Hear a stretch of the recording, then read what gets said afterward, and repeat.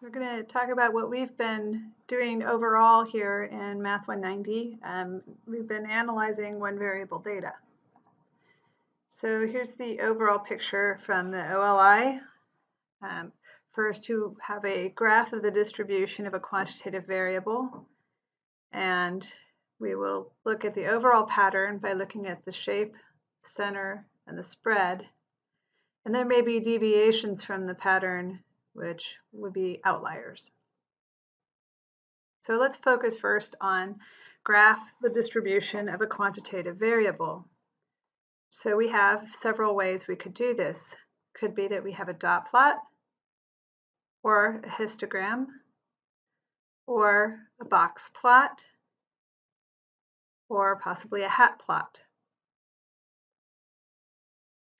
So once we have whichever of those graphs we're going to be using, say it's a dot plot, let's look at the overall pattern. So first, focusing on the shape, it could be that our dot plot is skewed, and it could be left skewed where you see the tail off to the left. Most of the data is piled up on the right. It could be right skewed where you have the opposite of that. The tail goes off to the right, meaning that you have a pile of data over to the left. Or maybe your shape isn't skewed. It could be that it's normal or symmetric with a central peak, or sometimes that's referred to as the bell-shaped bell curve. Or you could possibly have a uniform set of data, or other. Maybe your data doesn't fall into any of these other categories. So once you see the shape, we can decide on the center. If there are outliers, or the shape is not symmetric, then we would use the median as a center. Otherwise, if the distribution has a symmetric shape and no outliers, then we can use the mean as a center.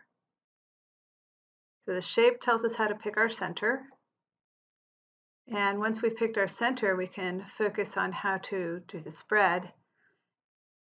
No matter which center you're using, you can look at the overall variability or the overall spread of your data by looking at your overall interval, and the length of that overall interval is the overall range.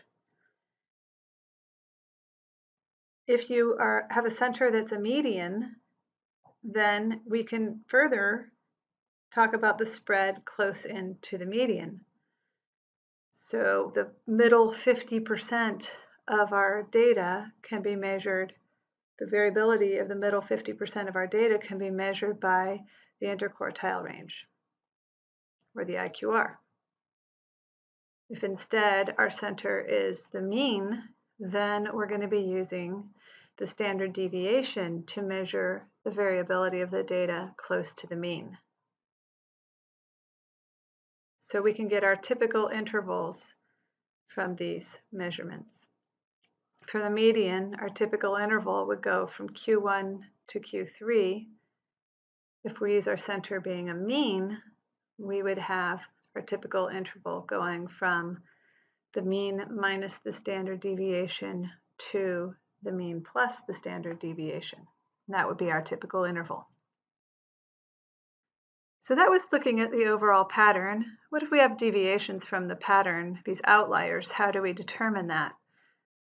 So if we have a center that's a median, where we have outliers, so we should be looking at the center being the median, then we can look at whether we have an outlier or not by answering these two questions. Is there a data point greater than quartile 3 plus 1.5 times the IQR? If there is, that would be an upper outlier. Is there a data point less than Q1 minus 1.5 times the IQR? That would give us outliers on the other side, on the left-hand side.